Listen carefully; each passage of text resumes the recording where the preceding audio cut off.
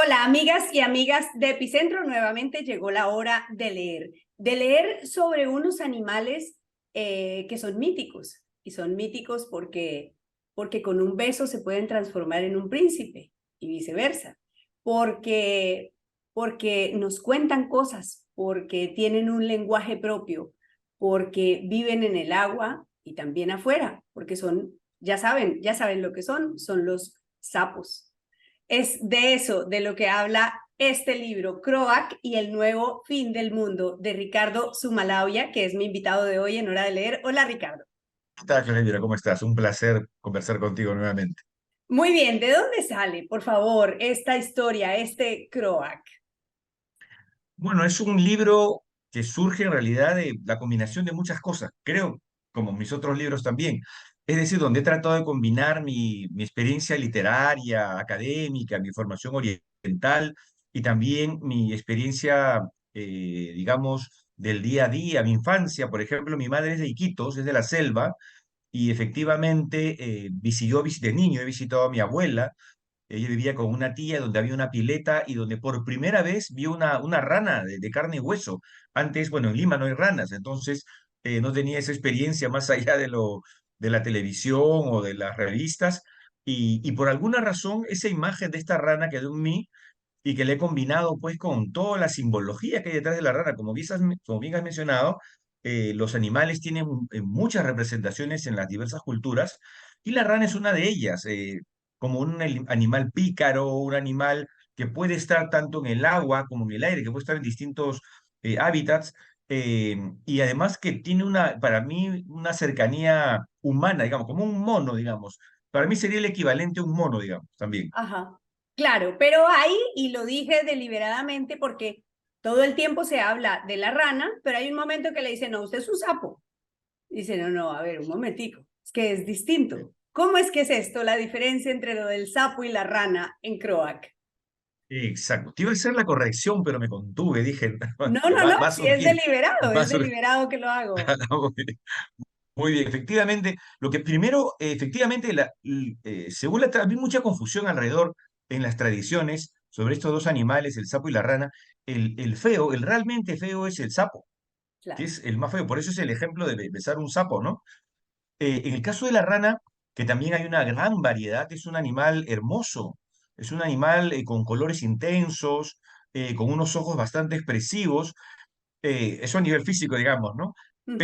Pero claro, digamos como que la rana es más sofisticada, y de allí justamente en un pasaje de la novela, donde a la rana le dicen sapo y se ofende y quiere hacer la corrección, pero sin embargo, en ese capítulo hay un juego de las correcciones, justamente, ¿no? De criticar de una manera velada a este mundo en el que cuesta mucho que, digamos, luchas para tener una identidad, pero viene alguien que tiene un poco de poder y te llama como le da la gana, ¿no? Y esta historia de Crack me ha servido para ir de alguna manera, pues, abriendo la caja de Pandora con diversas cosas de la actualidad. He querido jugar con todo esto, ¿no? Ujú. Ya, y el libro empieza, hay que decir que para quienes conocen a Ricardo y quienes no lo saben también, él es el gran exponente del microcuento, del microrelato en el Perú y tiene esta historia, la historia del hombre con tres brazos, ¿no? Historia de un brazo, de la que también aparece aquí, pero son todas historias cortitas. Entonces se construye la novela a partir de relaticos que todos empiezan prácticamente de la misma manera y es que la rana estaba en alguna parte y dijo Croak. Y ese Croak significaba eso. Entonces es un lenguaje construido a partir de una sola expresión, de un solo sonido animal que permite hacer el relato de la novela.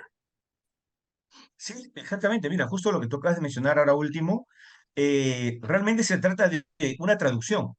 Todas las historias son traducciones de un simple croat, que es pues, una onomatopeya que suena así en español, y que el narrador, que es un joven que quiere ser escritor, que va a visitar a su abuela, que es allí donde vive también la rana, él traduce a este amigo, porque la rana es su amigo, y genera pues una serie de historias disparatadas que también, como bien lo has mencionado, las trato de mostrar aprovechando mi conocimiento de la microficción. O sea, allí no puedo negar que todas mis herramientas de la microficción las he empleado en este libro, porque originalmente Croac iba a ser una sección de otro conjunto de microrelatos.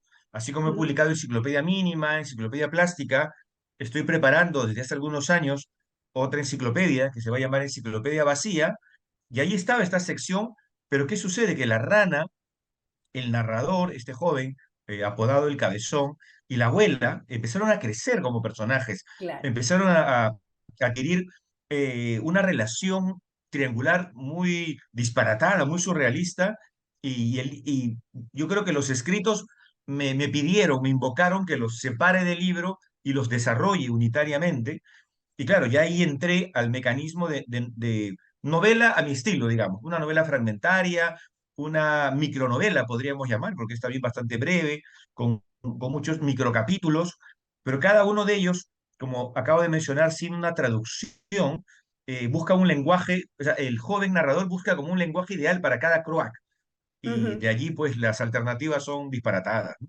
Las alternativas son disparatadas y tienen que ver también mucho con lo místico, porque hay como reencarnaciones, una rana de pronto es una abuela de pronto es otra abuela, y hay en el subtexto, digamos, se entienden episodios violentos, episodios de violencia intrafamiliar, episodios de desprecio por el otro, todo eso mezclado con la ficción de que un día una rana puede ser una abuela y otro día puede ser otra abuela. Exactamente. Y también, bueno, fíjate, lo que mencionas es interesante en este aspecto de las reencarnaciones, que tiene que ver pues con mi influencia, con las religiones orientales, pero también así como mira al pasado y mira a estas tradiciones asiáticas, estas culturas milenarias, también mira al futuro, ¿no? Porque justamente, como aparece en la portada, este inodoro, este water antiguo peruano, bueno, como en muchos otros países, donde se jalaba literalmente la cadena, que Ajá. esta costumbre, en todo caso en Lima la hemos perdido, ya no se jalan cadenas, se convierte en una máquina del tiempo, ¿no? Entonces es un libro que justamente pretendía de alguna manera tocar todas las tradiciones, todo, o sea, todo en un solo núcleo, en un concentrado, en un crack, ¿no? En una expresión. Bueno, de Ah, repente ha sido pues una tarea titánica de mi parte. Ahora a la distancia digo, caramba, ¿cómo he podido escribir todo eso? Y además en un libro tan breve, bueno, como los que he escrito antes también, ¿no? claro. Y yo me he divertido, eso sí no lo puedo negar tampoco. Y yo leyéndolo, y ahí aparece ese personaje entrañable porque también aparece, resucitamos a este personaje de los tres brazos. Haces una conversación con tu anterior novela. Sí, es que fíjate, eso sucedía de una manera inconsciente entre mis otros libros, hasta que tomo conciencia de ello cuando escribo Historia de un brazo, donde juego intertextualmente, o sea, cito un poco mis otros libros de cuento o mis otras novelas, para aquellos lectores, digamos, para aquellas personas que les gusta lo que yo escribo, jugar con ellos, digamos, para un guiño para ese tipo de lector. Y claro, aparece allí el personaje con tres brazos, pero que es muy curioso porque luego, después de haber escrito Historia de un brazo, me encuentro con otras historias de gente que me dice, ah, yo escribí un cuento donde, ayer, por ejemplo, un escritor español me dijo, donde hay un personaje que tiene algo que puede ser un tercer brazo. Es como que de pronto ya aparecen, empiezan a surgir Ajá. de la literatura o de la vida común personajes con tres brazos, ¿no? Y también quería incluirlo aquí en Crack, como muchas otras referencias literarias. También hago referencias a mitos y leyendas, tanto de Asia como de la Amazonía peruana. Hay una constante, hay una leyenda de la cultura de los Kashinagua, que lamentablemente es una cultura que en el Perú desapareció prácticamente, dada la violencia de la década de los 80 y 90. Ellos vivían Ajá. en la frontera entre Madre de Dios, con Brasil y Bolivia, se dispersaron. Y había yo cuando era estudiante escuché esta historia y luego la leí de este joven enamorado, ¿no? Que se pierde el vuelo del pueblo entero, y lo utilizo como leitmotiv para esta historia. La recreo, se cuenta varias veces la misma historia, el mismo argumento, los mismos hechos, pero con un planteamiento diferente, ¿no? Es lo que he tratado de hacer. Ujú, como una lectura, como que todo ya se vivió, pero lo podemos leer siempre de otra manera. sí.